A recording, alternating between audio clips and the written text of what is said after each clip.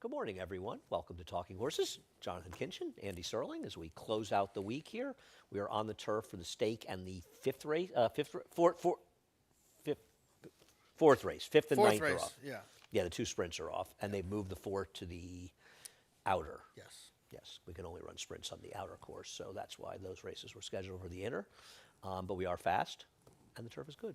I was surprised, actually, how the slow time of the stake yesterday. I didn't think there was that much rain, but it actually seems to have slowed it down a bit. Yeah, I think it just rained heavy for a little while. Yeah, very quickly. Yeah. Anyway, we've got 9 to talk about. We'll head over to Naira Bets. Use the promo code Derby25. Probably saw that Derby draw. Did you watch the Derby draw last night? I did not, but Travis do good. Travis crushed it. I'm telling you, he was awesome. As somebody who's done my share of draws, more than my share, he was great. Fabulous. Never makes things about himself. Yeah. Yeah, well, I know he prepared. He texted me like a week ago and asked me like a question for the draw. So. Yeah. No, he's really sensational at those draws. Extremely good. And I don't know about you. I thought it was. I think the whole draw thing is pretty uneventful in general. But I don't. Did anything happen that matters? No, I don't think so. I mean, the speed horses drew inside, most of them. I will ask you this: what do you think about this? We don't have to get deep into it. This premise of the point. If you're going to have the point system, what if you get to pick your spot? Just too long. First of all, two things I'll say. One is, it's going to lead to an hour-plus long draw show, which probably will result in a number of deaths throughout the country of people just keeling over from absolute boredom. Second of all, well, I have three things. One is, what is the purpose of it? So, okay, here's one, Jonathan. You've got journalism. Let's just say journalism had the most points and he was picking first. What do you pick? Because when you pick 10, I mean, there's no one else in it. It doesn't, you don't really know. So I don't even know if going first, I think going first helps. I think going eighth might be good. You know what I mean? Yeah. Like you'd almost want to go in the middle. Yeah. And the other thing is, we draw every single race in horse racing in a certain manner. We're going to draw it differently for the Kentucky Derby. Yeah, I get it. Because Mark Cassidy was talking about it, right? Oh, I didn't hear it. Well, we talked about it on the show yesterday, and I don't, I respect Mark, and I like Mark a lot, but I just think it sounds better in thinking than it works in practice. Yeah, I agree. Draws are interminable as it is. Yeah. Just draw the numbers and let the shit. But it was fine. I think journalism drew well. I hate when the draw makes a significant determination for a horse's future. That's what I just prefer. Okay, but here's the thing. The problem is not your post. It's that you drew the unlucky number where the guy to your inside came out and slammed into you. That's not the post itself. No, you could have picked that post yourself and gotten unlucky. Certain posts will be bad because bad things happen, but you can't predict that.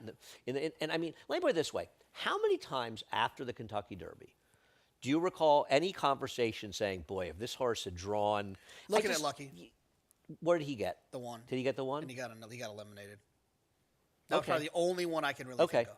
Okay. But I would also say now that they have one gate. It helps. The thing is mitigated a little Helps, bit. yeah. I wish Looking at Lucky had not beaten First Dude in the Preakness. Financially or just? Yes, financially. I did really well because I had the exacta, but I liked First Dude and that day Ramon. Anyway, so wait, what happened? So we didn't do the slates, right, Eddie? All right, Eddie. All right. Eddie's now giving me a hard time, which is fair because I give him nothing but a hard time. All right, we got this. We can get past the first slate, right? Derby 25. What else do we have, Eddie? The $15 bonus that you couldn't figure out. That's why you took it out, because you were embarrassed because you couldn't understand it. It's pretty cut and dry. 50 at Aqueduct, Oaklawn, and Sanity is still running? Oh, they're back. They took a little hiatus, break, right? and they're back, yeah, okay, they're back. All right, $15 bonus. I'm old school. I like the old calendar when Gulfstream ran from like January 2nd to the middle of January. Then they went to Hialeah for a little while, and Santa Anita closed after the Santa Anita Derby. It's whatever. It is what it is. Anyway, what else?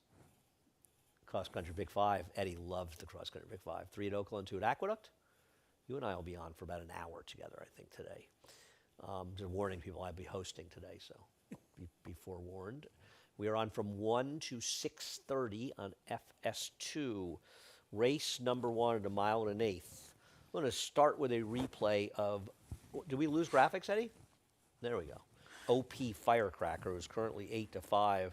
Doesn't he feel like a classic? Last time was the Time Horse, and with the presence of Coffray, he's not going to wire in all likelihood, right? No, I mean, I think that one of the easiest, kind of trips to play against is a horse who just gets absolutely loose the time before. Is that going to happen again? It certainly could. And I think at the 9 furlongs, it's a huge advantage at this level, but at a short price, you gotta try to think that it won't happen again. Yeah, and the other thing is that if you look at it at a cursory glance, you say that he's dropping in class. He's not. He was running in a restricted 16 claimer for non-winners of 3 lifetime and probably not having won a race in a certain period of time. I think he's in a tougher field. You, along with pretty much everyone I respect, or you included with everyone I respect, like the one in this race, Lord Captain. David likes him. I think that Beer likes him. I don't know what to do with him.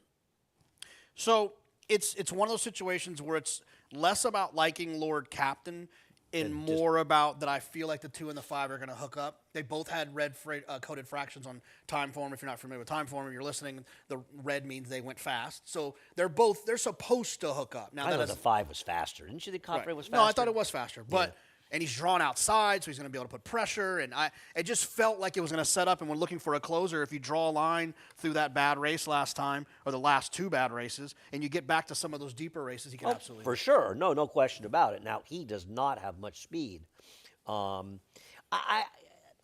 Listen, I struggle with this race. I mean, I picked a horse in here that you don't have in your top 4, and you may well be right. It's going to be a big price. But I think this was one of these races where I'm with you. I kind of don't love the 2 and 5. Like, I've left the 5 out. You have the 5 second. I don't think the 5's getting a mile and 1/8. And I think with the presence of Opie Firecracker, it's going to make it harder for him. Retail Man picks up Ruben Silvera for this race, which I think helps. And I looked at the last race, and I actually thought this horse ran okay in there. Because, first of all, I don't think it was a big rail. I think the track was pretty fair, but this horse was chasing 3 wide the entire way around the racetrack, 4 wide in the first turn. And I actually thought his last race makes him relatively competitive with these horses. Gets a switch to Ruben. I thought he was an interesting horse in a race where I can't pick Centavo. I've got him in the mix, but he's a little tough to take. He gets a rider change. Command Performance never wins. I know there's a lot of horses near I just didn't like, so I'm trying to be a little creative. Yeah, I mean, if you feel like the 2 and the 5 are going to hook up, then everyone except for the 7 to me was at least 7's a little tough to make. I don't disagree with that. We'll see what happens. Race number 1. Race number 2. I believe it is Bryland. We got corrected on the pronunciation of this. Is Bryland? Is that right? I saw that. Winning. I'd say what's funny about this race. She should be a maiden. Because the Phil Bauer horse, and I bet Bryland this day. And I remember after the race seeing Chad and him saying, "Oh, did I get lucky? That Bauer horse should have won." I think the Bauer horse was second, got left. Mm-hmm. Now, that horse didn't come back and do anything too spectacular, won, but ran similar figs. She was a fortunate winner. I thought the Chad factor she could get, and Pratt, she could get massively overbet. No, she's going to be overbet. I think she may be pretty good. I mean, she ran a 77 buyer. Even if she shouldn't have won, she still ran fast at 2. There's a 0% chance, if I had a strong opinion elsewhere in the early pick 5, that I would allow her to beat me. That's for certain. Well, and I might try to beat her. Oh, no, I agree. She's the horse to beat it here. But I wouldn't try to beat her in here. What do you like about Twirling Beauty? I just thought she ran well last time. I thought the pace was fast. We talked about those time form. She is the speed. Fractions was coded red. I thought she ran really well, and I thought that she's, like we talked about, Bryland's going to be overbet. She's got to try to get loose in here again like she did last time, but man, she opened up. She's fast. Yeah, no, I agree so with you. it was just a wire play for me, and I'm starting. I don't typically do this. You've never probably even heard me say this. I don't have too many pet sires. But I really do think these Twirling Candies. I love Twirling Candy. I'm with you. I think he's terrific. I agree. Yeah. He's one of these sires you don't hear enough about. And frankly, he was a tremendous horse. Outstanding. And I think one of the things that hurt him, I feel like I remember this, is that lack of – if he had been an East Coast horse and could have run in races like the Met Mile and the Cigar Mile, the races he should have been, because what is he running at a mile and a quarter? So many of the big races in California are a mile and a quarter. Yeah. And it was just a little bit too far for him. Yeah, he ran in the Big Cap. I think he lost a Game On Dude and the Big Cap. But he's also like a kind of a crazy horse, so like going long was hard for him because he was just so on the muscle. And who trained him? I don't even remember. John Sadler. John Sadler. He was. I agree. I loved him. I loved him as a horse. I always felt though that he was a horse, and I'm not trying to, I mean, I love California racing, but I felt like he would have really benefited from being in New York. Yeah. I think where he even could got run caught those like maybe in races. a synthetic, maybe on a couple. I don't know if Hollywood. He was might have synthetic. been synthetic yeah, too, yeah. No, I agree. He's been a terrific sire. I mean, he's a turf sire. I'm a fan. I don't like this horse, but I'm a fan. I like Yeah. Army Gal. We'll show Army Gal's race 2 back. I think if she runs a race 2 back, she's going to win. I don't have full confidence she will, but at the end of the day, I think Linda, and I'm sure she'll be the first to admit this, she has great numbers coming back on short rest. So when she comes back on short rest and doesn't do well, you can't say, oh, she shouldn't have brought the horse back because she does so well doing it. But at the end of the day, coming back a mile 6 days after this effort was probably one she thought after the race. I kind of blew this one. Well, the one thing that you got to like is when you say if she can run back to her race 2 back, which is something we always say. But when you can start checking off excuses for what happened last time, it makes your point even more valid, right? She came back off of 6 days. She tried to go long, and she didn't run with Lasix. Now she gets to go shorter, has proper rest, and has Lasix. You'd like to think that you can get back to that 2 back. I like her. You know, I tried Fortuna Mia last time, and she was a great bet that I just lost because she just couldn't quite beat Delray, but she improved. I don't know if she's quite good enough to win here, but I don't want to knock Fortuna Mia. She ran pretty well last time. That was a big improvement for her. And she may be a horse that Linda thought wanted to go longer, that she was wrong about, that she really is a horse that wants to go shorter. So we'll see what happens. Yeah. I'm not conceding the race to Bryland. That's the only thing I'm going to say about this race, and neither are you. Race number 3, I got a text from Lee, because we'll take a look at Shlomo. Lee, I didn't pick him, but I showed his video. Is that good enough for you? I tell you why I don't like him. I don't like the race he's coming out of. I think this is a phony baloney race. I don't like the second and third place finisher. Second place finisher, 61, 63, 70, 44. I think Too Honest Mischief is a horse that's run 10 points worse than before and after races. I don't like this race. I got a very good trip, but I think this race is, I wouldn't want to predict this horse is able to come back from the 74. I don't disagree with you about the horses behind Shlomo. The one thing I liked about Shlomo was the pace figures were fast. So in challenging the clock, he ran well early in that race. He wasn't up close to a dog. No, he ran well in the context of the race. I don't disagree with that. But to your point, and maybe when no one was running him down, but I'm a sucker for speed, so I had no problem using him on top here. He's got a great name. It's your best name, Lee. Shlomo is Freud's middle name, right? He's just Freud, and I think that's the story. Yeah, of course.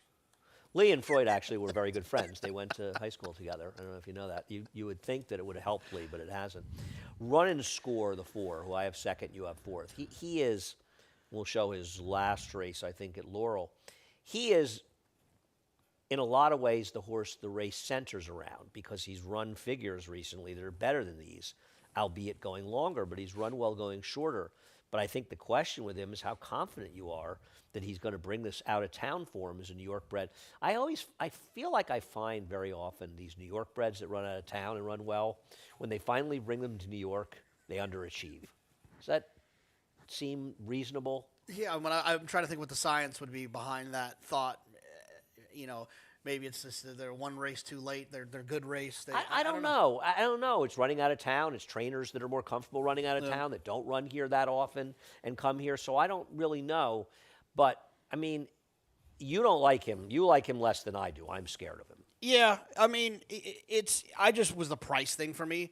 He's got that big number last time. The race 3 back I thought was pretty darn good. I just thought he was going to be a little bit short. Yeah, no, I don't. I struggle with this race, I think On the Hill is going to run better. I tried him last time, though. The problem with On the Hill is he's not a winning type. He's had his chances, but at 6-1, I think he is usable. I took Stewie. I think he's go to the lead. I mean, first of all, shouldn't Christopher Elliott win on a horse named Stewie? Wow. I mean, isn't that sort of karmic justice that he should win on a horse named Stewie? Yeah. The hunch players are going to love that. I think that's pretty good. I thought he was a lone speed. I actually thought he ran pretty well going 7 furlongs last time out, forcing to chase the pace. I think kind of quietly his form has really improved. I mean, you obviously don't disagree, and I'm just hoping that Christopher puts him on the lead and he tries to wire the field. Yeah, his pace figure suggests he's going to appreciate cutting back a little bit. And I like when a horse has a nice race for a new trainer, you'd like to think that whatever the changes were will continue to help the horse improve. You could almost not ignore what happened prior, but it's almost like a new lease on life where you could see something different happening for this horse moving forward.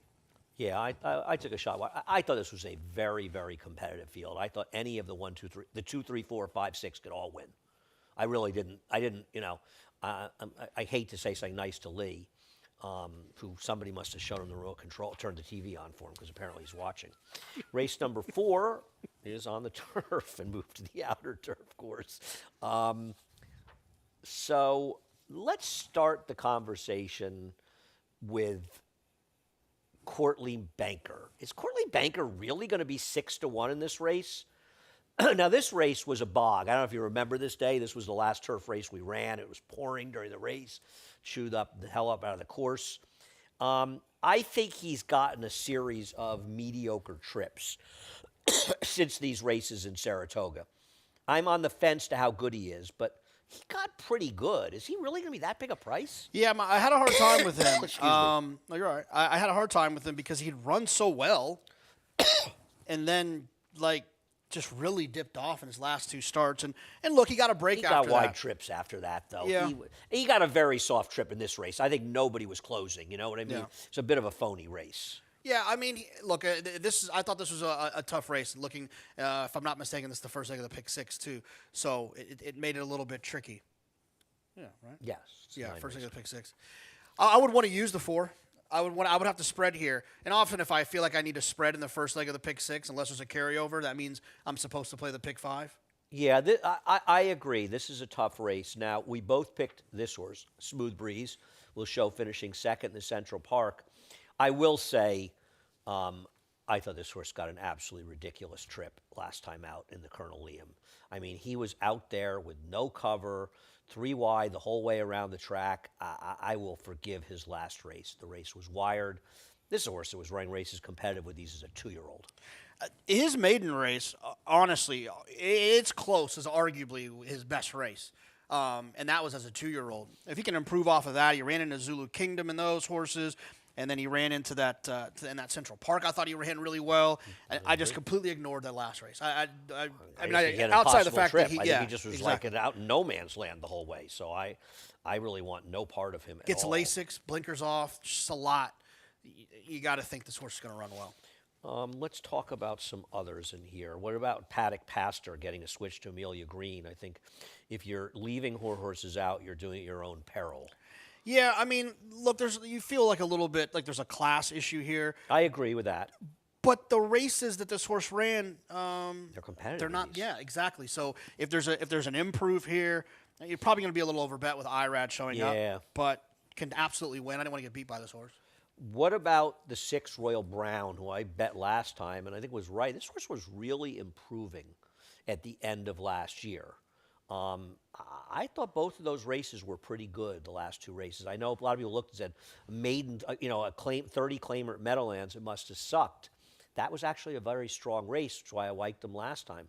Are you convinced he can't get something here? No, he could. I mean, tactical speed, absolutely. I wanted to see what I thought. I thought the maybe- pace wasn't in his favor. Yeah. I think that you'd like to think Brendan would probably send away from there with that horse that he won with on the Isn't synthetic. Matty Oliver going to go with willing to risk it all? Yeah, I mean, yeah. she's not afraid to be aggressive, and he's probably a forward horse here, right? One half of the entry too, the 1A. 1A, I Yeah, agree. Yeah. So Pay the Juice is a funny horse. You've got him third.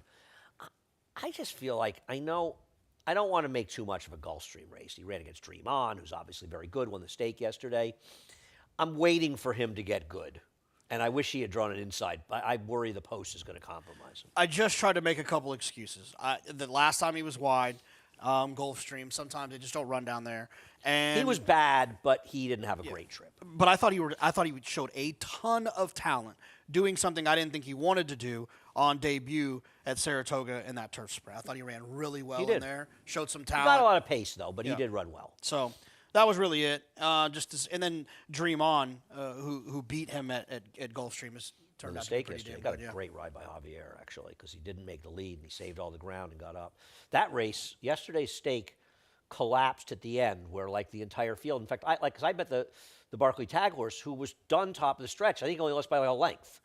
The whole field came together. I'm not sure if that, to me, that may be a sign it wasn't that good a race. We'll see what happens. Race number 5, and we'll break after 5. Kicks off the late pick 5. We are off the turf in race number 5, and I have gone to Sunshine Lily, who have second. I think we flip-flopped our picks here. I just thought Sunshine Lily has been running well. That race kind of fell apart last time out. Thought both of the turf races, the dirt races were good, both Tampa and here. And I just thought he was a super logical horse. And I'm with you, though. He and Julita looked like the right two, didn't they? Yeah, I mean, honestly, the reasons you said are the exact same. I thought the race fell apart, the pace last time. Both of them were on the and pace. Yeah, you picked one, I picked the other. I always, if I feel like they're equal, I typically will go to the horse who's drawn outside. Outside, just that's have more options. Yeah, I mean, I don't know who's going to be the shorter price of the two. I sort of defer in that way. I suppose that Perugia for Linda isn't impossible, trying the dirt off that race there, but it does maybe have a little bit of a look that Linda thought this horse needed a race. And with that running line on the turf and IRAD, they're going to bet this horse like it's a turf race. Yep. And that probably is sort of not a place you want to go. And we both have the 15 in there, the MTO. I didn't think this horse did much running last time out, but I'm willing to give the horse another chance. Yeah, and then Perugia also a half to Amundsen. Who is? The Perugia. Which one is? The two. The two? Yeah. Oh, really? Oh, yeah, Well, I remember Bridgehampton. Bridgehampton was a Barry Schwartz horse, and Barry owns this horse. All right, we're done with the first five. We'll be back after a quick break. Late pick 4. Horse racing? Check. Weekly promotions? Got 'em. Huge payouts? You bet. With Naira Bets.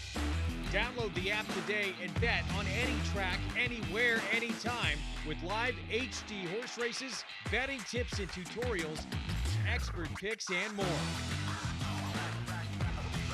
You bet with Naira Bets.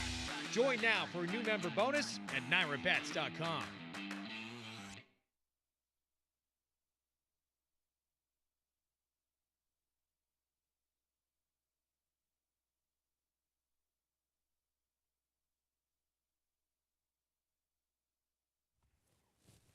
We're back. Jonathan and Andy talking horses. Race number 6. That was an interesting race.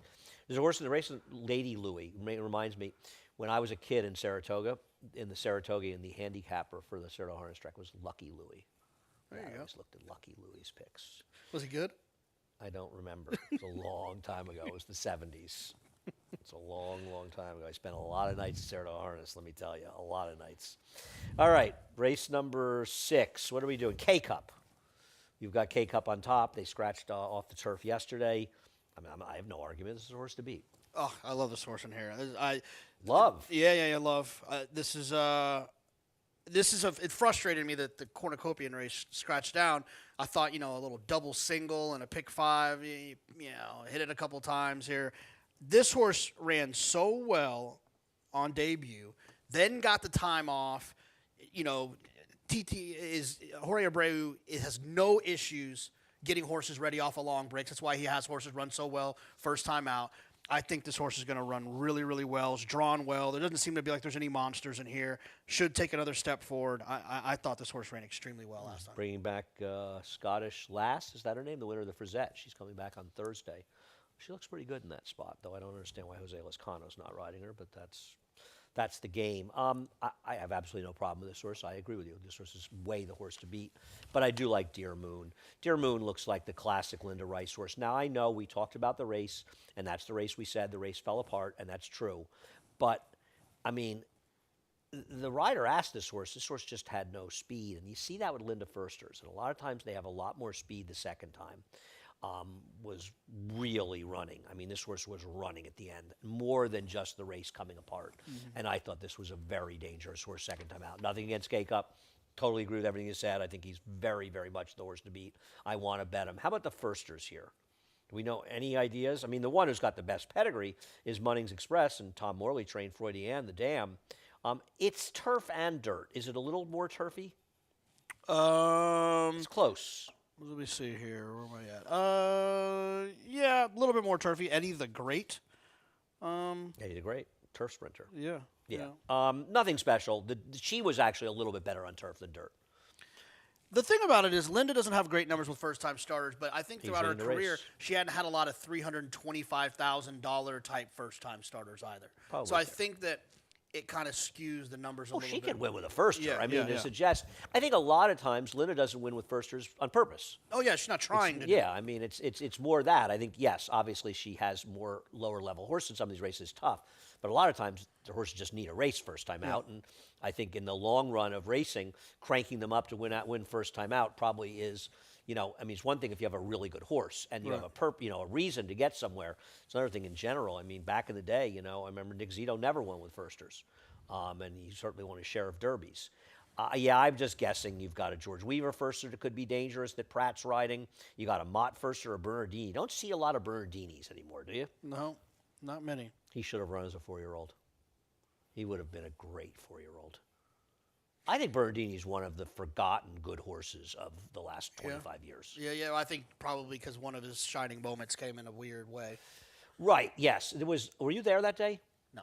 It was the Preakness, obviously, we're talking about where Barbaro broke down, and it was as surreal an experience as you've ever seen because, and I was watching good seats, like right by the finish line. Nobody was watching the race because Barbaro pulled up on the first turn. So it wasn't even a situation where it happened somewhere far away and you were concerned about it. It's like everybody was watching Barbaro. And Javier, I remember Javier crossing the finish line, and obviously exuberant, won the Preakness, a big moment. But it was just, it's almost like he felt bad for him. Like, what is he supposed to do? It was a really, really, I mean, obviously an unfortunate situation, but one of the most surreal experiences I've ever had at the racetrack. Yeah, that's wild. But I thought that Bernardini, and I've said this before, it's not sour grapes. I made a lot of money because of it, but I thought he was best in the Classic. I thought Javier panicked a little in the backstretch and kind of moved too soon on him. And Invasor made the last move. I thought he ran super in the Classic. And by the way, Invasor is really good. Yeah, for sure. Yeah. Do you know my Invasor story? No. I've kind of given the punchline. I think I've told this before, but the day before the Preakness, he was running in the U.S. debut in the PIM Special. Yeah.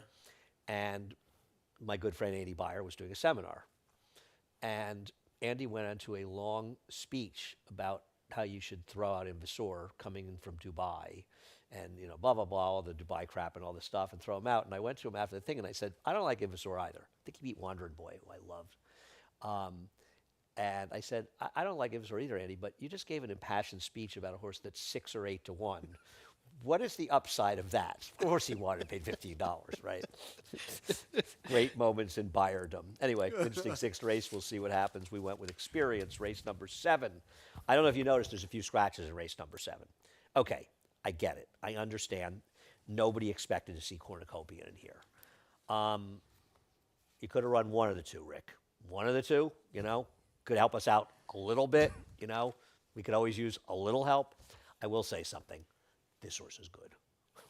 Really good. Yeah, the thing about it, too, and I think this is just a lesson in race watching, his defeat in the Arkansas Derby was so much better than this race. It was unbelievable. It was so much better than the race that he won by 7. And I think if you can start evaluating races like that, it will help you find horses in different situations. He ran so darn good, going so darn fast. The time form, David Argona was talking about this on Twitter the other day. The time form pace figures for this horse at 1 1/8, was it 174, his first pace fraction? It's insane. I'll tell you what's amazing. He was battling Cole Battle down the stretch for 3rd.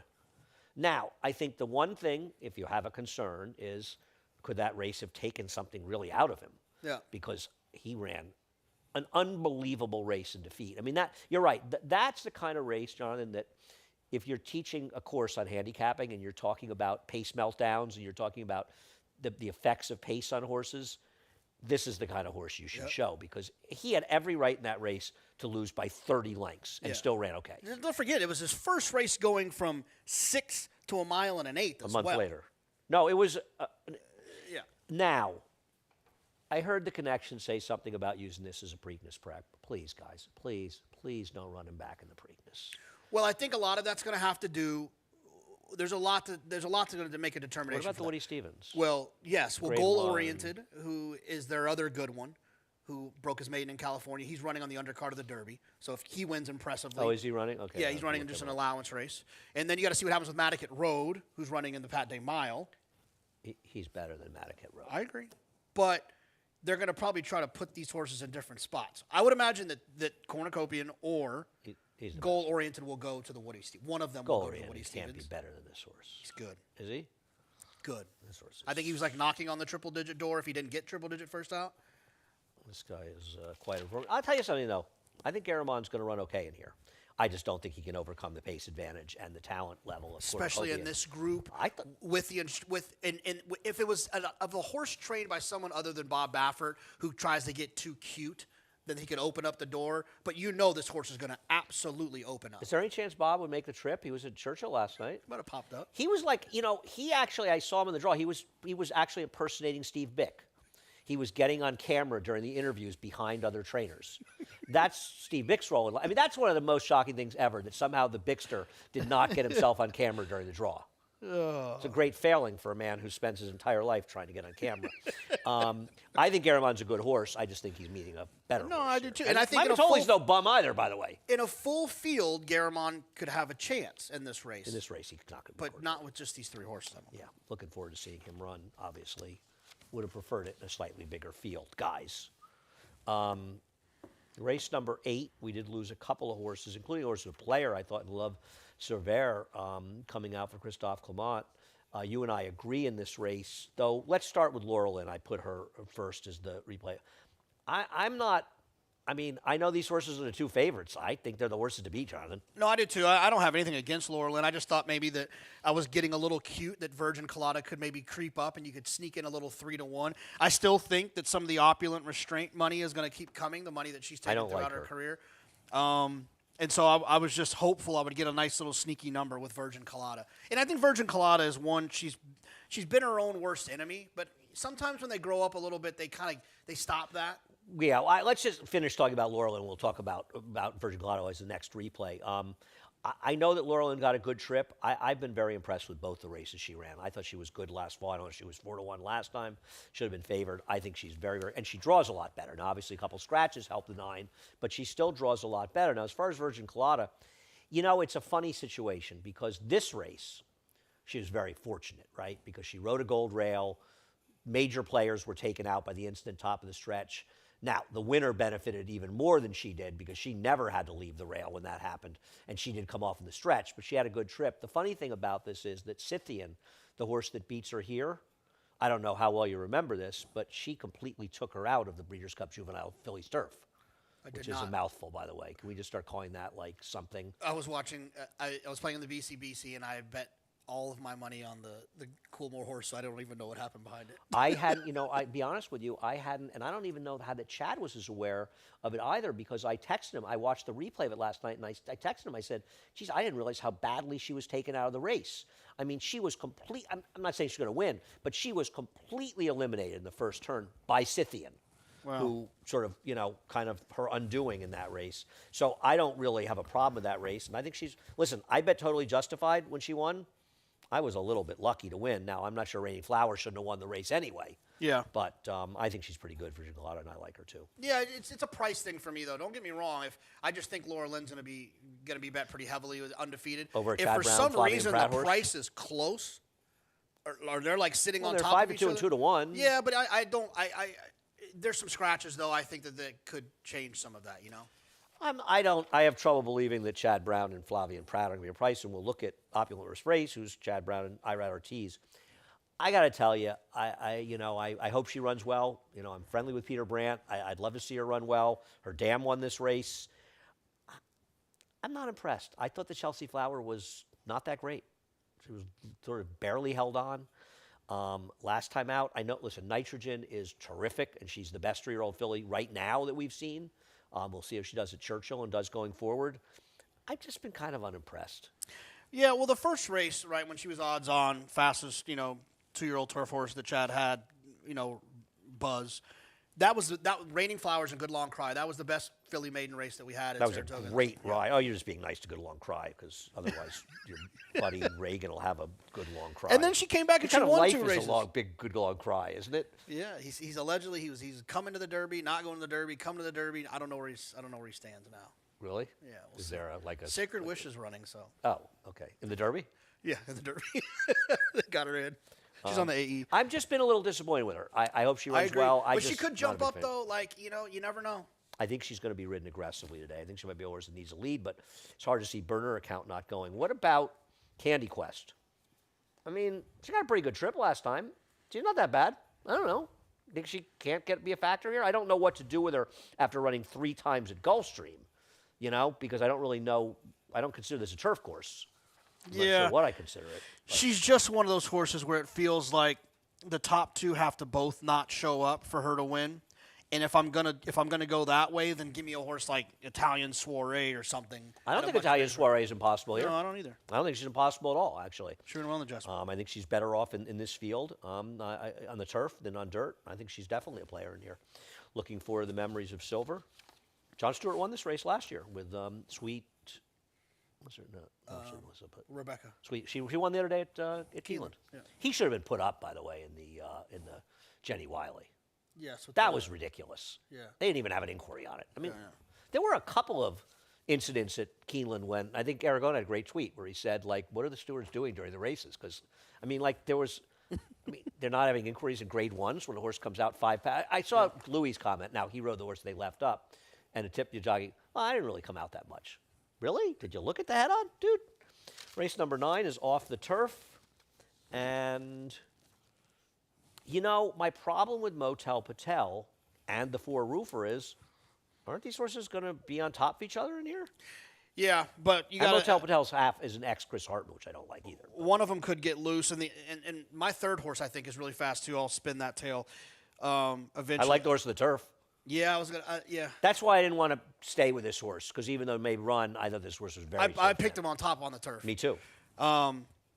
Yeah, so I don't really have a lot to add about the 2 and the 4. So yes, we'll just skip through that. The 7 will hit, and then we can come back to your 16 you have on top. The 7, this is a horse that's at half to Hijazi, that $3.5 million, 9 and Debacle. change. Yeah.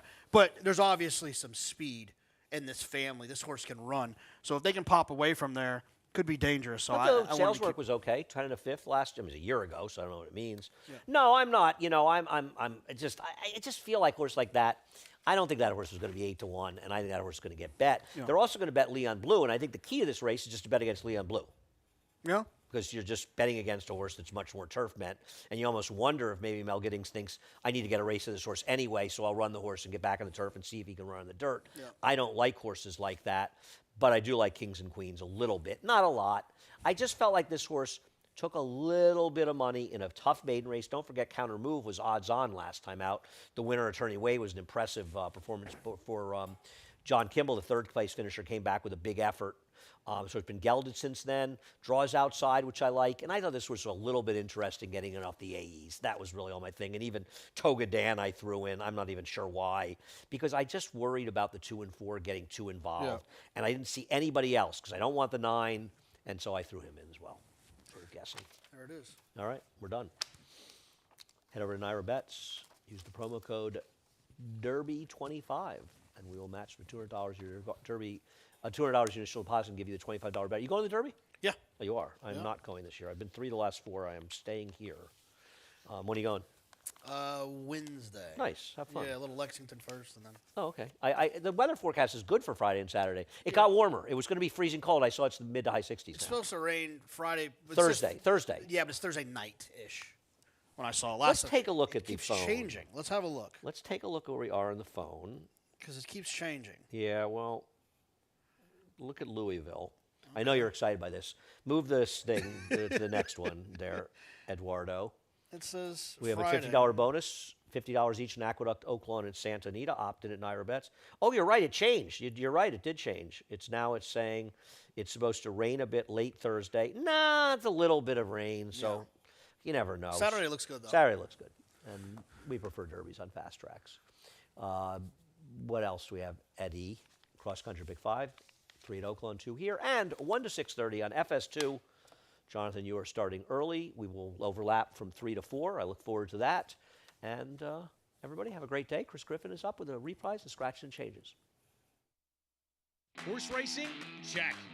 Weekly promotions? Got them. Huge payouts? You bet. With Naira Bets. Download the app today and bet on any track, anywhere, anytime with live HD horse races, betting tips and tutorials, expert picks, and more. You bet with Naira Bets. Join now for a new member bonus at NairaBets.com.